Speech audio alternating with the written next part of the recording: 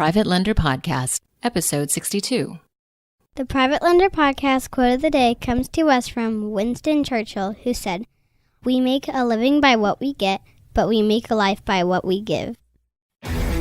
This is the Private Lender Podcast, the show that shares practical advice and know-how for new and seasoned lenders. From private mortgages on single-family houses to joint ventures on commercial projects and beyond. Discover details about investment vehicles that you won't find at your local bank or online broker. Listen and learn from private lenders and real estate investors, as well as from professionals and entrepreneurs, as they share the details, strategies, and the insight that allows for successful and prosperous lending. Now, get ready to increase your ROI. Here's your host, Keith Baker.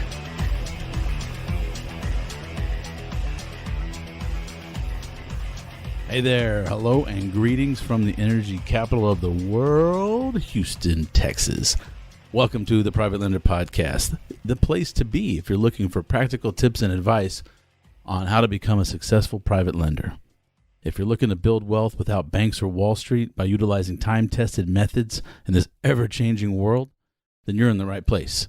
My name is Keith Baker, and today I speak with Alan Cowgill, who was the first person to put the concept of private lending into my noggin several years ago, and I'm honored to have him on the show.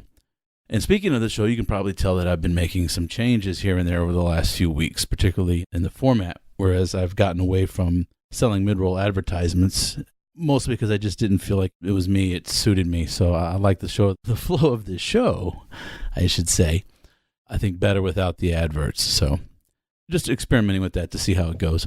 I've also brought in some more plans, reevaluated a few things, and hope to broaden the topics of the interviews a little and to go into some areas that hopefully bring you, the listener, value in other aspects of your life, not just in investing in real estate. So, but very closely tied to all that. So let's go ahead and cut to the chase and get to the interview with Alan Cowgill. Lender Nation, I'm excited to introduce to you Alan Cowgill, who is one of the people who got the private lending kernel in my brain about a decade ago, and it's an honor to have him on. Alan, welcome to the Private Lender Podcast. Well, thank you very much. I'm tickled to be here. It's exciting for me. Just to give the listeners some background, I was introduced to Alan about 10 years ago. I went to a Larry Goins boot camp, and Alan came up and said, how many of you guys deal with private lenders? You need to work with private lenders. And long story short, going to the RIA library, finding one of your old programs on cassette tape and whatnot and CD and trying to put it all together. Here we are in 2019. So I'm stoked. Thank you for coming on. And amongst the many, many questions that I have, I'm going to try to narrow it down for you to just a few. But I'd like you to tell our listeners how you got started in this whole real estate game. Oh, yeah. Well, I was broke. I got a quarter century in corporate America. As I was climbing that corporate ladder, one day I realized I had the ladder against the wrong wall and I had to do something else with my life. I'd seen so many of my family members work a job all their life and retire poor. And I thought, I don't want that to happen to me. And what I was going through, though, is I was broke. Even though I'd been successful in corporate America, I was living in a little dinky 2-bedroom apartment and I was struggling paying my bills. And to kind of let you know what was happening is I had this old beat up car. And I needed to put some repair work into it, but I put that on the back burner like we do. And I was busy doing other things and paying my bills, going along. And all of a sudden on a first date, this car paid me back. And it's kind of an ugly story. I pulled up in front of this apartment complex and walked her to the door after our very first date. And halfway up to the door, I heard something. I turned around and looked, my car had burst into flames. Keith, when I tell people this, when I speak on stage, somebody on the back room be all hot date, or something like that. Well, I was about to say, yeah. It's more like first and last date. Can you imagine how embarrassing it is holding her hand, watching a fireman put your car out? Here's this successful middle manager in corporate America, and he can't even afford to get his car fixed. Well, every morning when she woke up, there was a burnt charred mark in a parking lot. What an impression she made in that apartment complex. So, I looked into franchises, but they take money. I didn't have the money to get a franchise. And, I was trying to figure out what to do outside of corporate America. And I did decide to invest. So I took my whole federal tax return that year and plunked it down on lottery tickets. Now you're thinking not the sharpest tool in the shed, okay. Right? Yeah, I lost on every ticket. Yeah, lost on every. I've been there. Yeah. And I was worried about paying my bills one night and I couldn't sleep. And at 2:00 in the morning, I got up and turned on the TV and started to channel surf. And I hit one of these real estate infomercials and it got my attention. And I thought, maybe I can do this. And I picked up the phone and I ordered that home study system. I didn't have the money to hardly do it because I spent my money that day on lottery tickets, but they take a credit card, and I ordered that system, and I became enthralled with real estate. And that year, I bought 2 houses, my very first year. The next year, I bought 5. The following year, I bought 18. And since that point in time, I've done hundreds of real estate deals, and half the deals I do are without monthly payments. So we can talk about that later on if you'd like. Yeah, all because I've got private lenders. But that's how I got started in this business, off a TV commercial. And now, as a side note, I'm in 3 nationwide infomercials that's played over the years. So I was going to ask you, what program did you purchase? Oh, it was Carlton Sheets. Carlton. Yep. Okay. Carlton Sheets. Yep. He's got a lot of people started way back then. So, yep. Yeah, absolutely. Absolutely. That's interesting. So what were your exit strategies? Were you flipping, buying, and holding?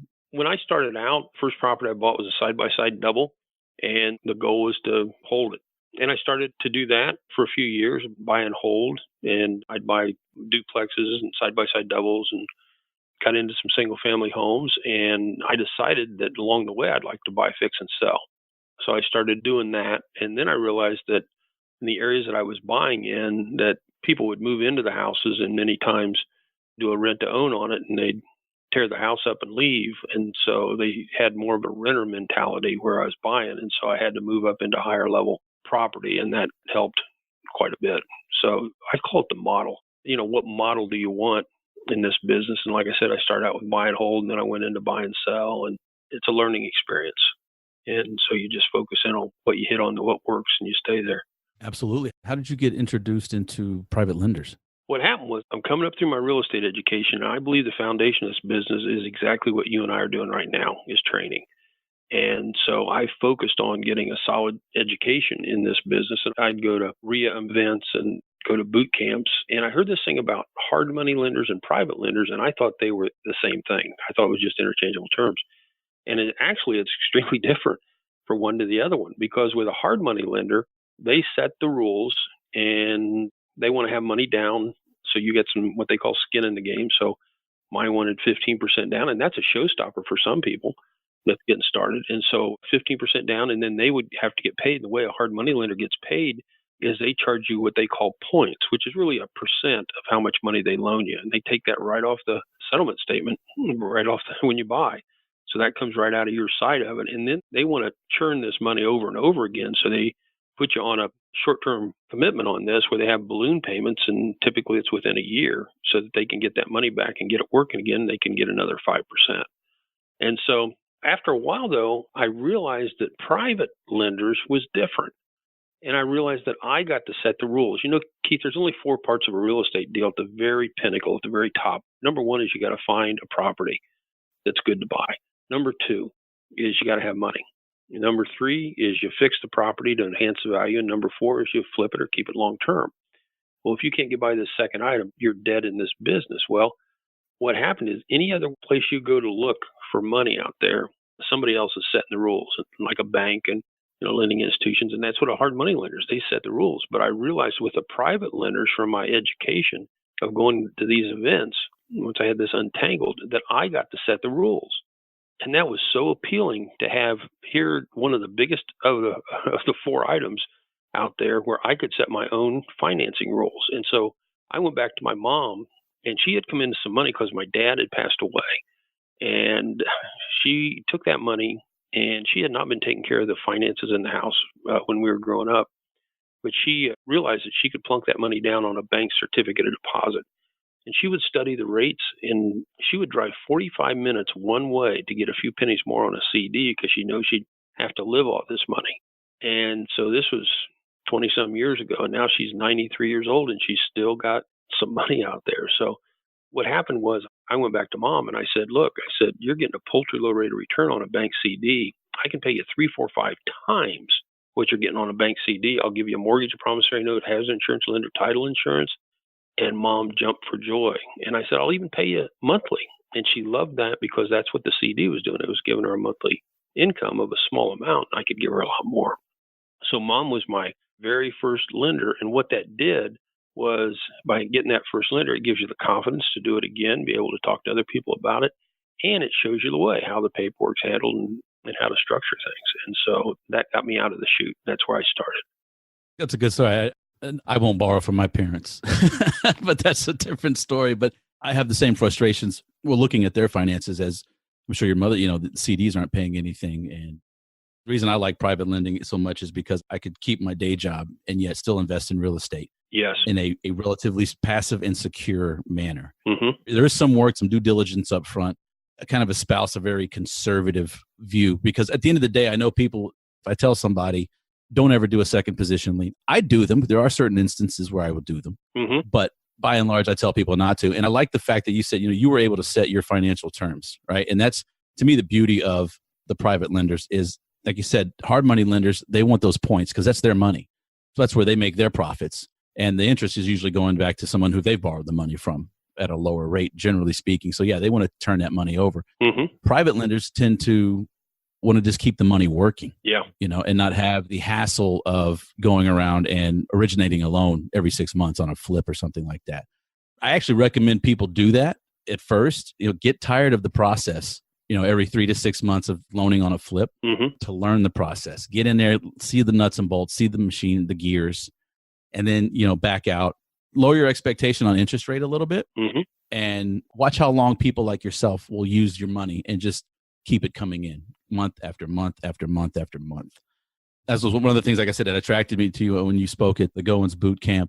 But now you're not just buying some flips or some rentals. Like you said, you're educating. You've got systems out there that I know took you a long time and a lot of attorney's fees to create.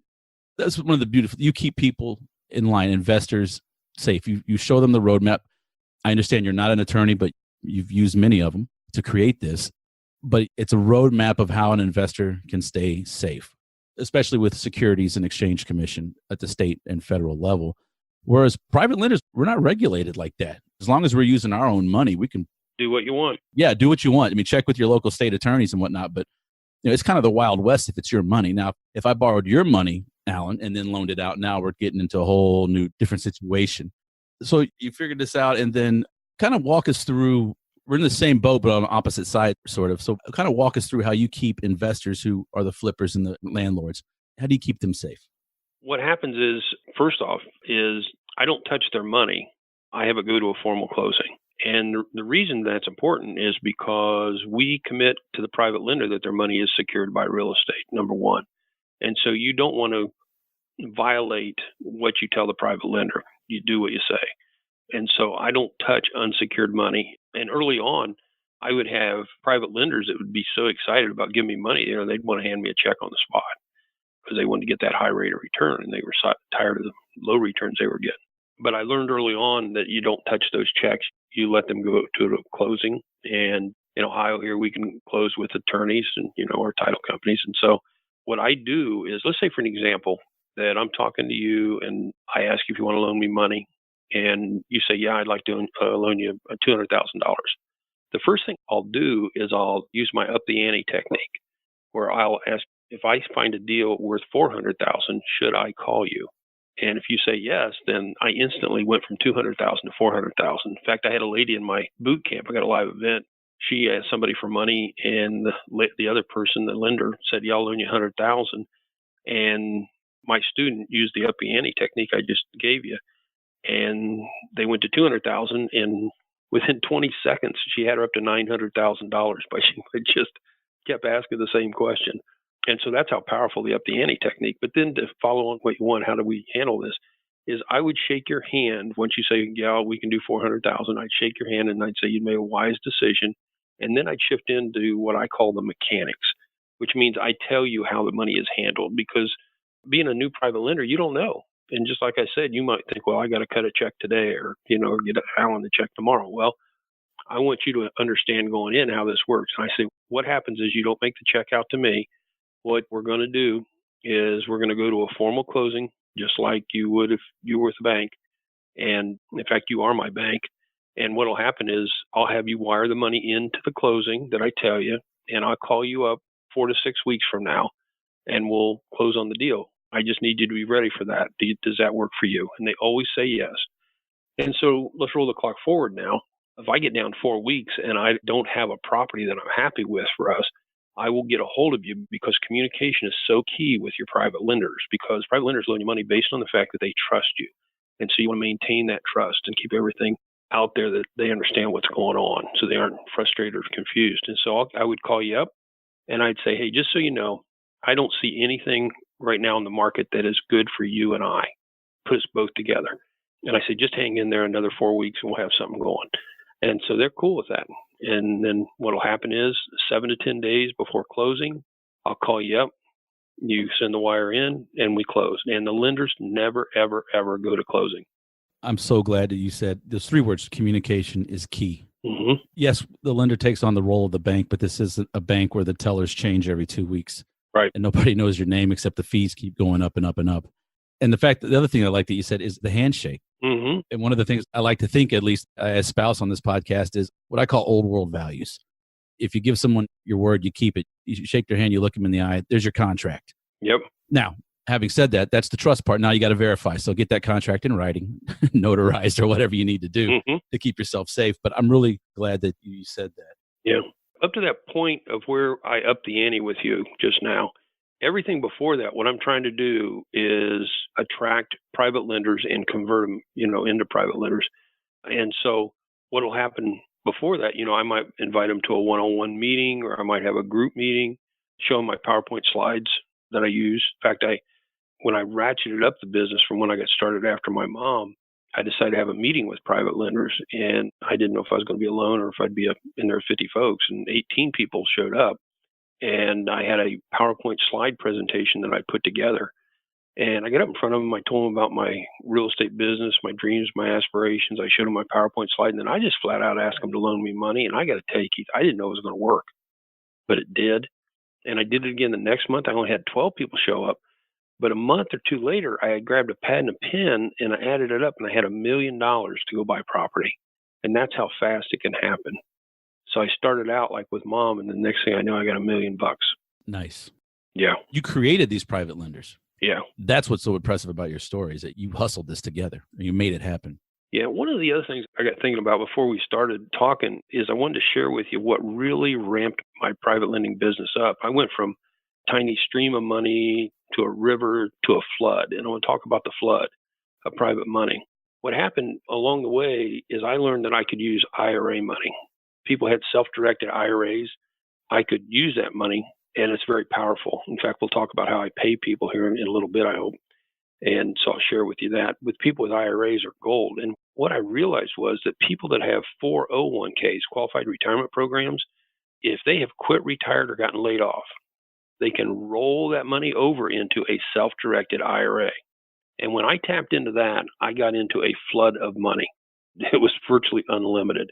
Because what happened with those people is they got this money on stocks or wherever it is in the companies that they're with. And many times it's going down, and, and they're concerned about that. And a lot of times they got it in a low-end money market account. They don't know what else to do with it. And, I come along and I can pay them a high rate of return and secure the money with real estate. And they just love it. And so once I tapped into the 401k, it turned my money into a flood. But you got to find people that quit, retired, or gotten laid off. And I would venture to guess everybody listening knows somebody that's quit, retired, or gotten laid off. And that's where you want to start. That's great. That's how I got started. I went to a class at Quest IRA, and I said, hey, I didn't know you can do this. And they said, not very many people do. And the bulk of my lending is out of my IRA from old 401ks that I've converted. I don't ever see myself retiring, unfortunately, but hopefully so. But yeah, it's great. I've even told my family, and obviously on the podcast, it's a great vehicle. If you're a set it and forget it, and you just want to let someone else choose it, and you don't care, don't want to watch Wall Street or whatever, that's fine. I don't hate Wall Street, but if you want to take a little bit, like I said, self-directed, take a little bit more initiative, a little more control, you can really do some great things and get some good returns, but also in the future create some pretty interesting partnerships. Oh, yeah. And ventures down the way. And I love you said you had a trickle to the river to the flood. Let's go back to what you mentioned earlier about, setting up deals where you don't have monthly payments. Let's talk about in a typical buy it, fix it, sell it situation. Walk us through what you do with your private lenders. Yeah, sure. Well, I started out one way, and over the years, I've come down to where I pay 3 different ways, and it works great for me. And the way I do that, let's say I'm going to buy a property and fix it up. When I borrow money from a private lender, I just tell them the total amount that I need. When you get to closing, it's busted down into 4 areas. One is you got to have money to buy the property. The other one is you got to have money for rehab. The third area is there's closing costs involved. And I add a fourth area, which I always borrow a little extra because you can run into a problem with a property after you borrow it. So I borrow a little extra. So if I run into a problem, I don't have to dig into my pocket or I don't have to go out and borrow it again. I got it all done up front. The second thing is that people ought to know is you don't suck every dime out of this. You know you're going to make so much profit on this deal. Well, when I pull money out at the front end, I take out a little bit of money.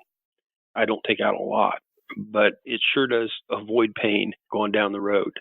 So, for an example, if you're doing monthly payments on this, if you have that extra money and you don't have a tenant in the house, let's say, you can carry that with the amount of money you take out up front. And then you save the bigger chunk of money at the end when you sell the property so that you don't end up going upside down or having an alligator or losing money on the thing. So save the bigger chunk of money then in your profit. But I do something that is such a blessing to my business to where I borrow money on the front end and the back end. And you see, as investors, when you go out and buy a property and you're borrowing money from a bank or hard money lender, you don't have that chunk of money at the front. In fact, with a hard money lender, they make you start out by using your own money to start the demolition work on the property, and you build it up to a certain level, and then you call them up, and because they held money back in escrow, they will send in an appraiser that you pay for. And then if you did what you said, then they'll start releasing rehab money, but you have your own money in the property right up front. And so in my world, it's just the opposite. When I walk out at closing, I got a check, and I can do anything I want with that check. But like I said, I keep it to make sure that if I do have a problem with the property, got to put in a gas line or a furnace or something, or I got the money to do that. Now, on those deals, when I borrow money, I like to make monthly payments. And that's the way I started out, and that's what I do. Monthly payment. So for an example, on a monthly payment right now in this market, let's say I'm paying 6% interest. I will pay the lender back on the 15th of the month. Now, the logic on that is I've got some rentals. Well, on the rentals, sometimes tenants pay late. And so if the tenants are trained to pay on the 1st, and if I pay my private lender on the 15th, I've got a couple weeks there to get the money in so that I'm not coming into my pocket to pay that private lender. And so I always pay on the 15th, and I pay monthly simple interest only, which means that when I sell that property, I still owe that private lender all the principal that they put into the deal. Now, that's one way. The other way is amortize. Now, that's a lower interest rate than the 6%. We might be at 4 or 5% right now, and 4.5%. And what I do there is I borrow money from a private lender. And the beauty of this is my favorite way, is it pays down over time.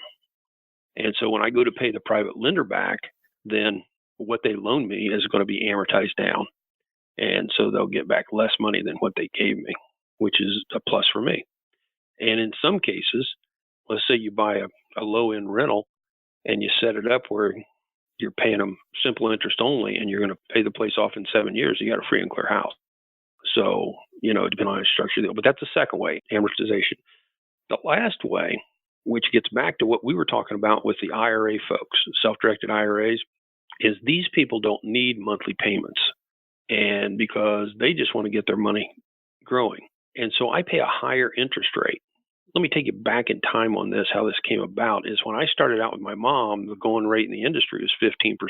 And that's what I paid mom and started to pay other lenders. Over time, the market shifted, and I got feedback from my private lenders that 15% was just too darn good to be true. And so I lowered my interest rate to keep them happy. and so then what happened was I went to 10 and 12. I did a split rate. I said 10% if you want monthly payments, just like I described a few minutes ago. Or if you let the money accrue, you get paid when I get paid, which is when I sell the house. And I'll pay 10% and I'll pay 12% if you let the money accrue. What I noticed was every single 100% of the folks with the self-directed IRAs picked a higher percent because they don't need monthly payments. They picked the 12%. Now, I got to tell you, Keith, when I did this, I didn't think anybody would do no monthly payments because my mom wanted monthly payments and the other people I was getting money from had CDs and wanted monthly payments, or I thought they did. And what happened was once I tapped into this 401k pool of money and moved people over into self-directed IRAs from their 401k, those folks always would pick the higher amount. And so I found that to be a gold mine. Now, that's a double-edged sword because let's say, for an example, I borrow $100,000 from you and I'm paying you 8%. Well, at the end of the first year, I owe you $8,000 in interest on top of what the money you gave me. And then on the next year, I owe you another 8, which is 16. And by the time I get to the third year, I could be upside down. So if you're going to use this technique of no monthly payments, you got to know how you're going to get out when you get in, and you got to make sure that the timing is there. And if you can't get out, then what you could do is bring in another private lender and amortize the loan and let it start paying back down. You'll have to pay off the first lender and bring in another lender. But now in this current market, like I told you, about 4.5%, if you're going to amortize, 6% if you're going to pay monthly payments, simple interest. And on this last one, if we're going to pay a higher amount of simple interest, but let the money accrue, no monthly payments, I'm paying 8. So that's the 3 ways that I pay. I'm glad you mentioned that double-edged sword, because one of the things that I espouse is always have some type of a trigger. Let's say there's a 6-month loan on a fix and flip and you don't take any payments on it. As you know, as a lender, I can't do anything for 6 months if something goes south on the deal, foreclose or whatever. And if the borrower is communicating with me, there really isn't going to be an issue as long as I'm comfortable with what they're doing and everything kind of makes sense. But if, I'm going to go worst case, I don't hear a word from anybody, I still have to wait those 6 months. But that's not to say you can't, insist on very, very small payments or some type of quarterly payment, not the full thing, or like performance specific default triggers. Like, let's say if the roof isn't on after 4 months or whatever.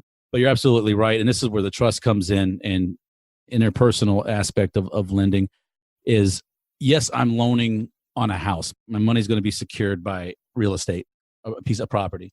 But I'm really loaning on my relationship to that investor.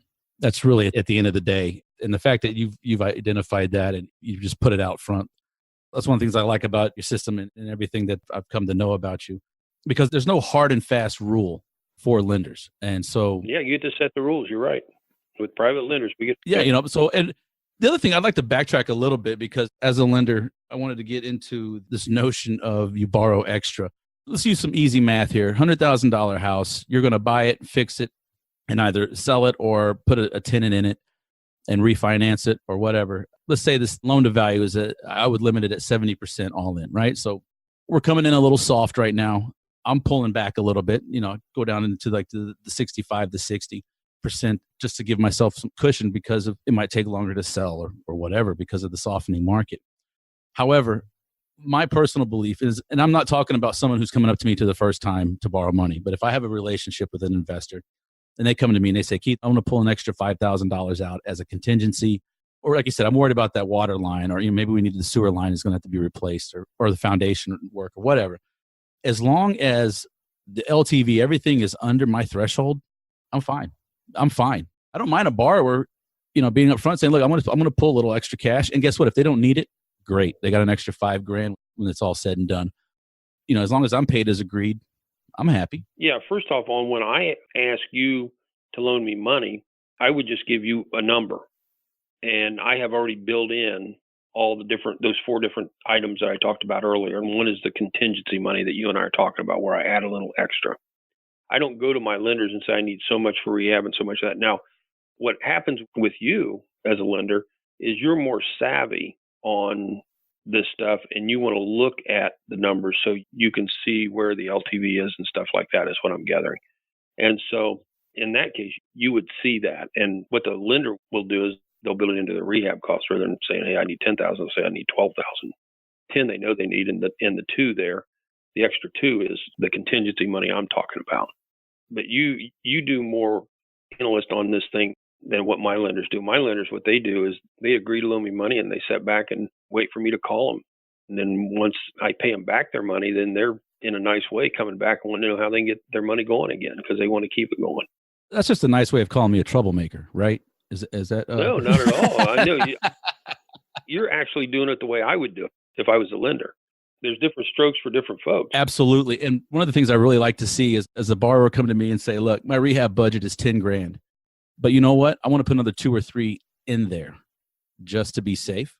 Again, if it meets all my lending criteria, I'm fine. I'm fine with it. Right. As long as the math works, you got it. Yeah, exactly. That's the key. And so Glad you went back over that. And here's the funny thing too. I mean, like, you're a bit of an anomaly. You're not the normal investor who's going to go out and look for private money. I mean, you've basically created this universe of, hey, this is what I do and this is how I work. And look at my track record. It speaks for itself. And that is so powerful. I know everyone that comes into, they hit their first RIA meeting. Everyone tells them, well, there's hard money. Use the bank if you can. It's the cheapest and so on and so forth. But I've always told people, hard money's there for a reason. If someone hasn't done 10 deals, direct them over to the hard money lender. They got 10 solid loans with the hard money lender and they've performed as stated.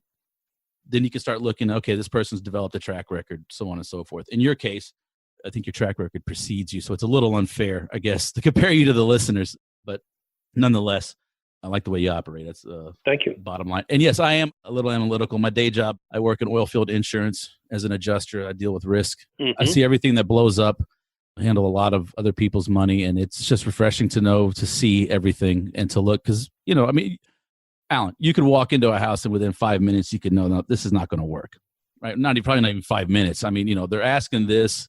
I need them to come down 30 grand. Well, if they're not motivated enough, it's not going to happen. So you just, you walk. And the same thing I think for lending as well is I see people, this is what I want to do, which sounds like a great idea. But once I look into it, I'm like, there's just too many traps there. There's too many things that have to go absolutely right to make this happen rather than here's a plan that could take a few hiccups and a few things that went wrong and still be successful. Yep. You're right. 100%. You told us that you like people with 401ks and self-directed IRAs. What else do you look for in a lender? Someone analytical or just somebody that leaves me alone? Yeah, I was about to say. My lenders are amazing folks, but every now and then you can run into a stinker out there, and that is somebody that wants to tell you how to run the business. And I'll tell you what happened to me early on in my career is I had those luncheons, and it was kind of like throwing a pebble into a pond because a ripple effect went out where I started to get calls from other people. And I live in Ohio, and I got calls from a guy in Springfield or in St. Louis. So it was pretty big, but I never took any money from him. But I did get a call from a guy in Springfield here, and the guy said, "Tell me 3 properties that you're on," and gave it to him. And he went out and he looked at them. And that night in my office on my computer, he was telling me why I should not buy them. And this guy, in my estimation, had like $1 million to loan. So to me, it was very attractive to let him loan me money. But I had a gut feeling that this is not a guy I want to do business with. And I didn't. And I remember him walking out of the office, and I let him think he won. And we never did do business. And I don't know if he had a clue how to buy property or why he thought they were good or bad or anything. I don't know if he ever bought a property. But I just knew he wasn't someone that I wanted to be part of my team. And like I said, most of my lenders are awesome. But if you run into somebody like that, or if you end up getting a lender that annoys you, or in my case, annoys my office staff, I fire them. And I know this is kind of odd on a call like this, a podcast, to talk about firing lenders when we're talking about attracting and converting them, but it doesn't hurt, and it's a good thing to know. And here's how I fire somebody. If somebody loans me money and I decide I don't want to be in business with them, I just pay them back. I just bring in another lender and pay the loan off, and then I've got a new lender on that property. And then every time that lender that I don't want to do business with comes around, I'll tell him that I'm good. And I'm always good whenever he comes around, that I never need money from him or her. That is rare, though. That might happen to you. If you got 40 lenders, that might happen to you once every 3 years or something like that. So it's a rarity. And when I said I don't want them to bug me, when you asked me that question, what happens is my lenders loan me money and they sit back and wait for a bigger check. And that's it. I've got a lady, her name's Blanche, a wonderful lady. And I met her in a group meeting, and she had a yellow legal tablet with a bunch of writing on it. And she asked me question after question after question after question. I thought, this lady just showed up just to make my life miserable today. But I successfully answered all of her questions. And I remember her walking out the door, and I thought, this lady doesn't have 2 nickels to rub together. You know how we prejudge folks? Well, she came back and she loaned me $25,000 and $35,000, $45,000, $110,000. I mean, she was up around $250,000. And I realized in retrospect that those questions, half the questions were about being a private money lender, and the other half was about being a real estate investor. And I'll be darned if she didn't buy a rental property and it was dead flat straight across the street from one of mine. I could stand on my porch and wave at Blanche on her porch across the street. And so she would come into the office every now and then because she'd want to get a rental application for her tenant and things like that. So we took care of her. But normally, they'll loan you money. I got another lender in town that he has Subways, and he likes to get together to have coffee every now and then or tea. And so we'll get together every couple months, and he's traveling the world quite a bit now. Just a wonderful person. And he got me into oil wells. You talked about what you were doing down there. So now I got 45 oil wells. So, pieces of them. So you sound like a Texan. You're in Ohio though, right? That's right. Well, he got me into the oil wells. That was my idea, but yeah, I bought a bunch. Kind of what I'm leading to right here is when you got private lenders, you're dealing with people that got money, and they can get you into some other cool things, and they can hook you up with some other great people. And so, it's a good place to be. That's another benefit of working with people with private money, because a lot of them are well-to-do. Your network is going to affect your net worth, and that is totally, totally true. Okay, I'm going to throw you kind of a curveball, a little difficult question, or not difficult, but might need a bit of an explanation. But I'm curious, do you do one lender per property? Do you create securities? How advanced do you get in with your private lending? I'm sorry, private borrowing, I should say. Yeah, you can do one lender, one property, but sometimes that lender doesn't have enough money to cover all your costs. Those 4 different areas I talked about earlier. They don't have enough to cover rehab and all that. And so you bring in a second lender, and you can have as many mortgages as you want on a property. Of course, if somebody in the 73rd position is not going to be too tickled, but yeah. But forget you heard that, listeners. It's a joke. Yeah, no. Yeah, typically it's 1-to-1, but it can be 2. I have had over the years, I had 3 from time to time because I needed a property to secure the loan and park the money for a while for some people. They had just had a low amount of money. So you just don't over leverage the property. Back exactly what you were talking about before when you're talking about the LTV and the 70% and all that, overdo it. I took a look at my property at one time, and I averaged about 63% for my properties. So yeah, you can have more.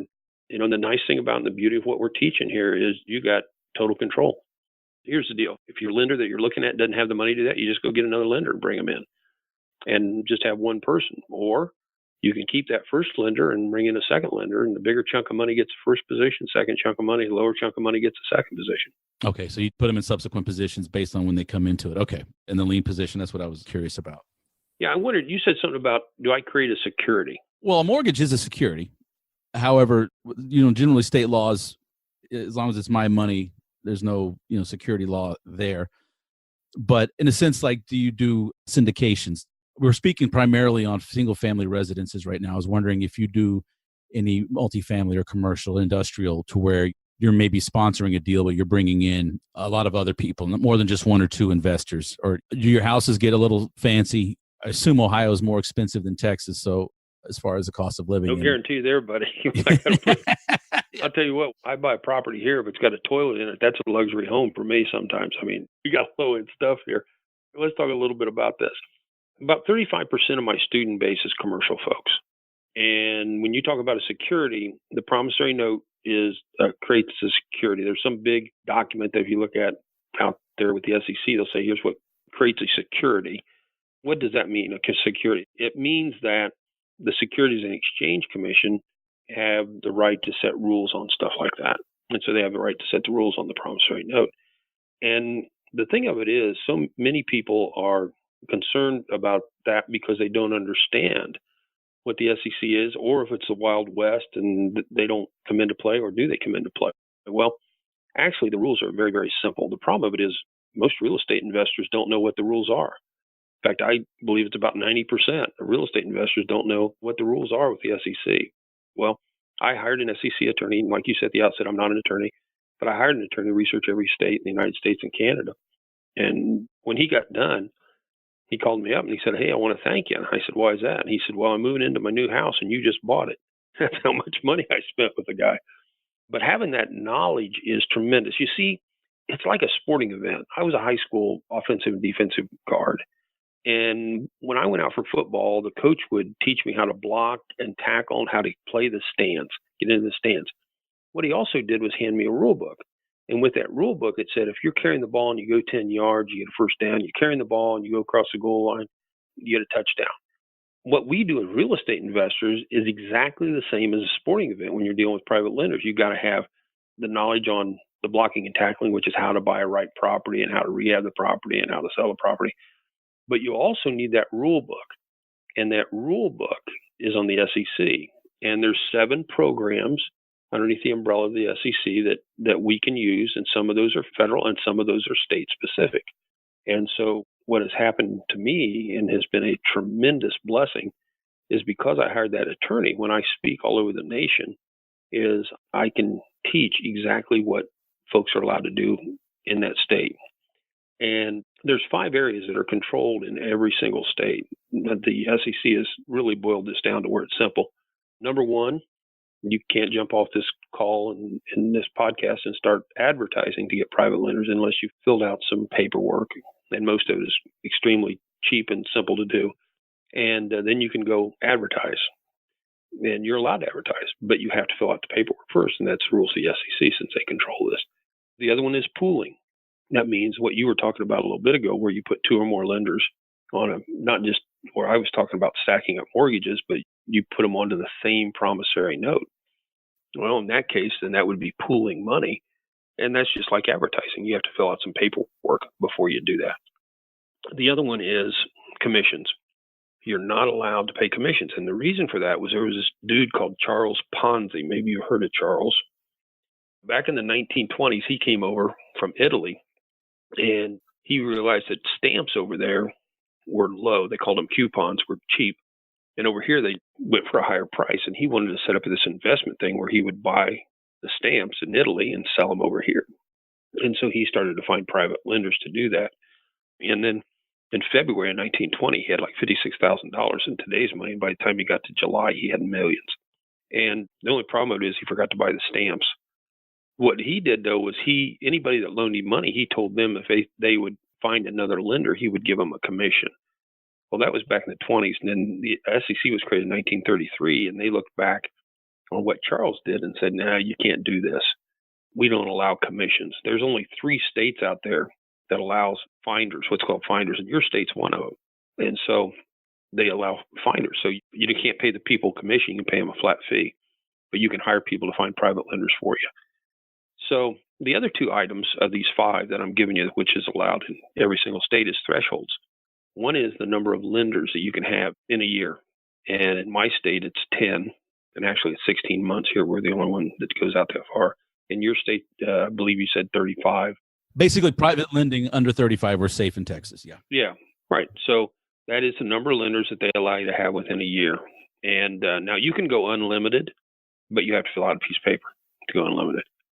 And then the last one would be the dollar amount, how much you can raise a year. And then typically it's $1 million, but you can go unlimited too. And you just need to know how to do that. And you fill out some paperwork and you can do that. In fact, I teach people how to raise $5 million and only have to pay $700 and fill out a 2-page form, which is something my attorney uncovered, which is powerful. So the point is, on this SEC piece is people should not shy away from that at all. The thing of it is, you just need to learn about it. And just like anything else, getting into the real estate business, you learn about how to rehab, you learn about the rules, and you just follow the rules. And it's so important to be safe. Absolutely. Even though private lenders aren't necessarily regulated or governed, the people who are borrowing the money, they need to know what they're bound to. And really, at the end of the day, I kind of laughed when you said, the SEC has made it easy because they're a government entity, but they have. And it's paperwork and to stay compliant, letting them know, here's my situation. This is what I'm going to do. Here's my fee. Here's my paperwork. They look at it. They bless it. You're fine. Great. Now you can go raise money. And, I'm not even going to get into the whole accredited, non-accredited, and sophisticated investor. Just let them know what you're doing. Keep everything above board. To me, it's akin to you not taking a direct check from a lender, but let's put this in escrow at the title company and let's do everything above board. It's the same thing. It's the exact same thing. So, okay. So you not only invest, but you teach the single family how to get private lenders, multifamily. I'm wondering, with all the success you've had and looking back on your career, is there anything you would have done different, or is there something that you saw coming but didn't jump on, or, any regrets? Well, what I'd done quicker is I would have learned the SEC stuff quicker because I was out buying property and borrowing money from banks and savings loans, stuff like that. And then along the way, I found out about private lenders, but I didn't know the rules. In fact, I was down in Florida at someone's boot camp. There was a guy there that had private lenders, and we were talking out in the hallway, and I said, "What are the rules?" And he says, "There isn't any. Go do whatever you want." Well, he was told totally wrong. There is some rules. And so I hired an SEC attorney to make sure that I knew the rules for myself, and then also for some training. I wanted to make sure that I knew, and when I first hired that attorney, I thought the guy down in Florida was right, that there wasn't any rules, but I just wanted to be sure. And he was dead wrong. And there is some rules, but the rules are easy to follow. You just need to know what they are. And so that is probably the thing I would have done. I would have just sped that up and done it quicker in my career. That's a great point. Before we sign off, I want to give you an opportunity to give us some links, give us some contact information. How can people learn more about you, about your programs, your education? And I really want to highly recommend listeners go check out Alan's offerings because they are thorough, to say the least.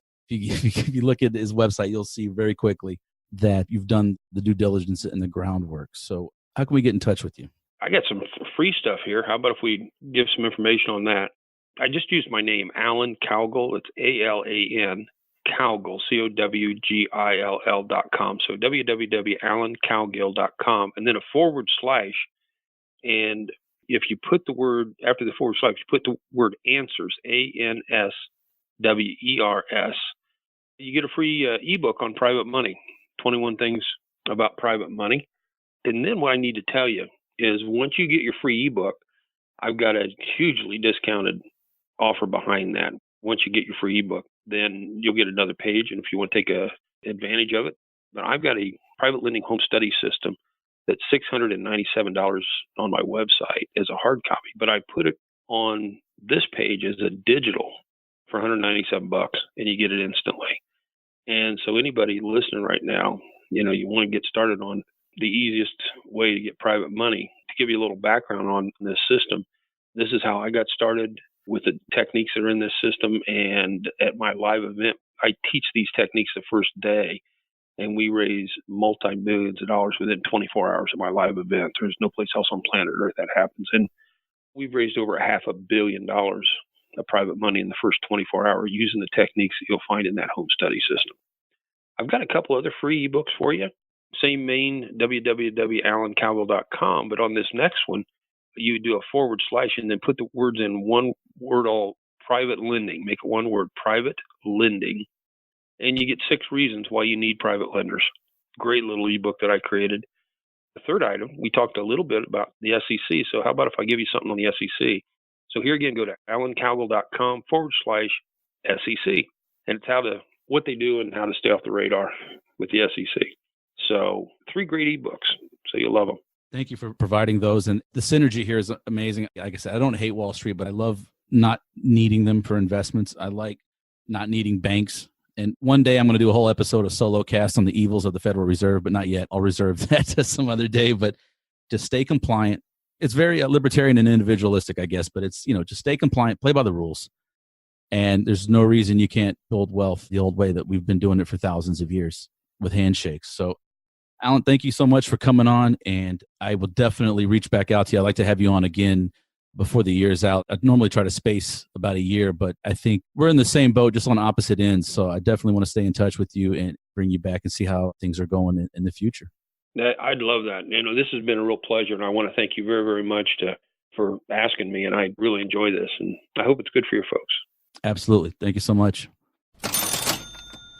And there it is. I'd like to give a big thank you to Alan Cowgill for sharing his time and his thoughts with us today. And please make sure you go over to the show notes page to connect with Alan and learn more about his investing strategies and programs and how to connect with him. And I'd like to also thank Alan for unknowingly setting me on the path in life and investing that has ultimately led me to his interview on my podcast.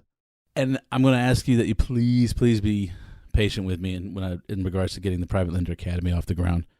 Let's just put it on the shelf until sometime later in the year when I'll have some more things figured out and hopefully some more time on my hands. So let's revisit that in about 6 months. So maybe September, October of 2019. But in the meantime, I will do the one-on-one coaching on the web here and there. Little here, little there, but I'm still trying to put it all together. But anyway, give me some time. That's the bottom line. I need some more time. And this podcast is completely free of charge to listen to every week. And all I ask in return is that you please spread the word and help others find the show so they can listen and learn as well. And you can do this by leaving a rating and review primarily at iTunes or Google, wherever you listen. But if you could go into iTunes, leave a review, I would greatly, greatly appreciate it, and it'll make my day. And to make it easy, you can go to the show notes, and there will be a link that will take you over to iTunes and let you leave a rating and review. And all I ask is for an honest review. Would love 5 stars, but please give me an honest review. You can also connect with me on social media, Facebook, Instagram, Twitter, LinkedIn, and Bigger Pockets. The links to all those channels can be found at privatelenderpodcast.com. I appreciate you guys listening today, and I want to thank you for your time and consideration. And please keep reaching out to me. I really appreciate all the feedback that I receive. So besides health and happiness, I wish you all safe and prosperous private lending.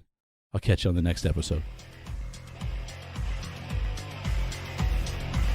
Thanks so much for listening to this episode of Private Lender Podcast with your host, Keith Baker. For more great content and to stay up to date, visit privatelenderpodcast.com. If you enjoyed today's episode, please rate and review, and we'll catch you next time.